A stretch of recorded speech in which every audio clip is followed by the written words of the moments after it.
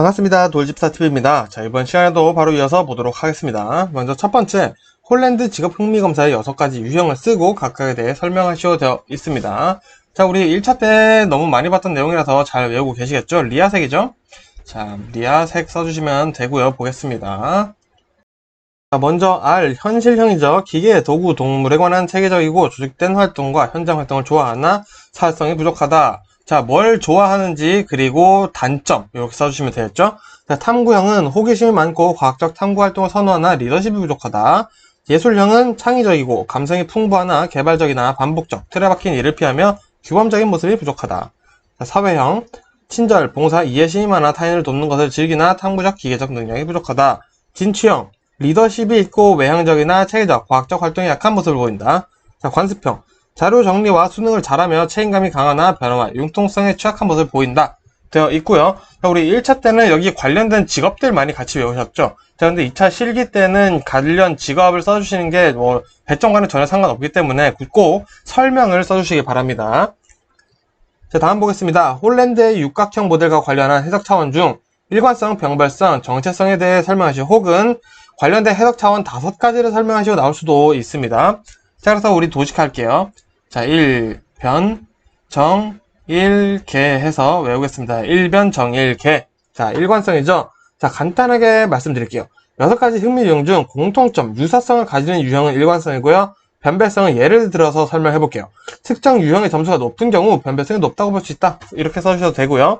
정체성은 2가지죠. 개인에게는 목표, 흥미, 재능에 대한 청사진을 말하며 환경에게는 투명성, 안정성, 목표, 보상의 통합을 말한다. 2개 써주셔야 되고요. 일치성은 개인과 환경이 부합되는 정도, 계측성은 유형들 간의 거리는 유형별 사이의 관계 반비를 한다. 즉 거리가 멀수록 서로 연관성이 없다라는 얘기죠. 자, 다음 보겠습니다. 심리검사에서 신뢰도에 영향을 주는 4가지만 쓰고 간략하게 설명하시오 되어 있습니다. 자, 쓰고 설명하시오죠. 자, 그래서 우리 이거는 개신문반난 해서 외워주시면 되고요. 4가지 선택해서 외워주시면 됩니다. 자, 먼저 개인차. 간단하죠? 사람마다 다르다는 거죠. 신뢰도 개수는 개인차가 클수록 커진다. 자, 신뢰도 측정 방법에 따라 달라질 수 있겠죠. 그리고 문항수가 증가할수록 높아지나 정비례하는 것은 아니다. 꼭 써주시고요. 문항 반응수가 적정한 크기를 유지해야 커지고요. 문항의 난이도가 너무 높거나 낮은 경우 신뢰도가 낮아질 수 있다. 보고 선택해서 4개 외워주시면 되겠죠. 자, 다음 보겠습니다. 인지적 명확성 부족을 나타내는 내담자 유형 5가지를 쓰시오 되어 있습니다. 자, 보겠습니다. 자, 가정된 불가피를 나타낸다. 그리고 단순 오정보, 그리고 복잡한 오정보, 그리고 강박적인 사고, 그리고 원인 결과의 착오 이렇게 있죠. 추가로 더 많기 때문에 편한 거 외워서 선택을 해주시면 되겠습니다. 자, 다음 보겠습니다. 검사는 사용 목적에 따라 규준 참조 검사와 준거 참조 검사로 분류될 수 있습니다. 규준 참조 검사와 준거 참조 검사의 의미를 각각 예를 들어 설명하시오 되어 있습니다. 자, 규준 참조 검사부터 볼게요. 규준 참조 검사는 상대평가입니다. 자, 상대평가를 해보는 것이 목적이고요. 개인의 점수와 타인의 점수를 비교하는 거죠. 자, 요 내용 같이 들어가 주셔야겠습니다. 그래서 우리 예를 들면 심리검사, 수능 이런 것들이 있는데, 자, 수능은 빼시고 심리검사 하나만 쓰도록 하겠습니다. 자, 준거 참조 검사는 여기죠. 절대평가를 해보는 게 목적이에요. 그래서 절대평가를 해보는 것으로 개인의 점수와 기준 점수를 비교해보는 것이다. 기준 점수가 바로 준거 점수가 되겠죠? 자, 그래서 국가 자격시험, 우리가 보고 있는 이런 국가 자격시험들이 해당한다 라고 써주시면 되겠습니다. 자, 다음 보겠습니다. 직업심리검사 분류에서 극대 수행검사와 습관적 수행검사에 대해 설명하고 각각의 대표적인 유형 2가지를 쓰시오 되어 있습니다. 자, 극대 수행검사는 일정한 시간 내에 자신의 능력을 최대한 발휘하는 역량을 보겠다는 거죠.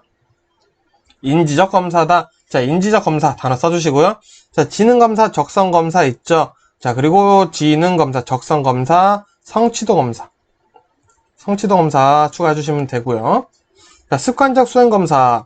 일상생활에서의 습관적인 행동을 검토하는 정서적 검사예요. 간단하죠? 그래서 성격검사, 흥미검사 이런 것들을 2개 써주시면 되겠습니다.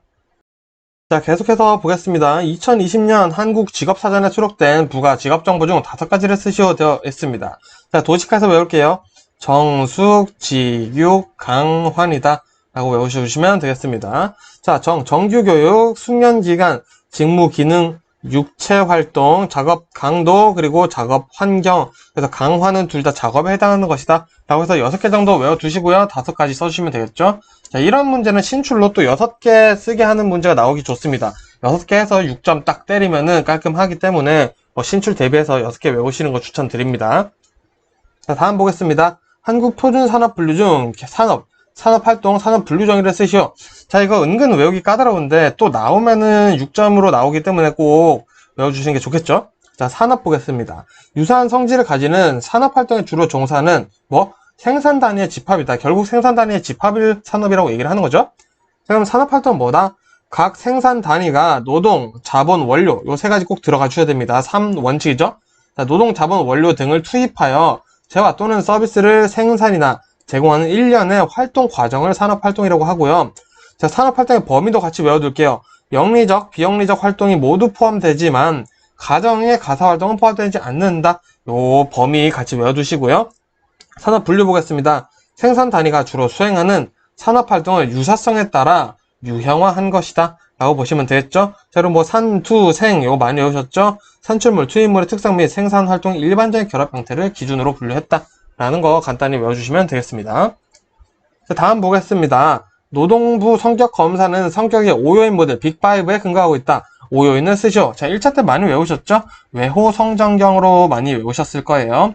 자, 요번에는 설명을 해줘야 되네요. 보겠습니다. 자, 외향성, 타인과의 상호작용을 원하고 타인의 관심을 끌고자 하는 정도고요. 호감성은 타인과 편안하고 조화로운 관계를 유지하려는 정도다. 그리고 성실성은 사회적 규칙이나 규범, 원칙을 기꺼이 지키려는 정도고요. 정서적 불안정성은 정서적으로 어느 정도 안정되어 있는지 그런 정도를 보는 것이고요. 자, 경험에 대한 개방성은 자신을 둘러싼 환경, 자, 자신을 둘러싼 쓸 필요 없겠죠? 환경에 대한 관심, 호기심, 경험에 대한 개방성, 포용력의 정도를 얘기를 한다. 라고 해서 요 5가지 쓰시고 설명해 주시면 되겠죠. 이런 문제는 보통 6점으로 나오겠죠. 자, 마지막 문제 보겠습니다. 내담자와 관련된 정보를 수집하고 내담자의 행동을 이해하고 해석하는데 기본이 되는 상당기법 6가지만 쓰시오. 자, 우리 이것도 1차 때 많이 나왔었죠? 그래서 도식화해서 외우신 분들 그대로 외워서 써주시면 되는데, 자, 하나씩 보겠습니다. 자, 가정 사용하기 있고요. 전이된 오류 정정하기, 저항감체 인식하기, 의미 있는 질문 던지기, 왜곡된 사고 확인하기, 근거 없는 믿음 확인하기, 그리고 반성회장 마련하기, 분류 및 재구성하기 등등이 있겠죠? 자, 이 중에 6개 우리 도식화해서 1차 공부하시면서 많이 외우셨을 거니까 아마 쉽게 외워질 거라 생각 듭니다. 자, 그래서 이번 영상은 여기까지 마무리하고요. 저는 또 다음 영상으로 인사드리겠습니다. 고생 많으셨습니다.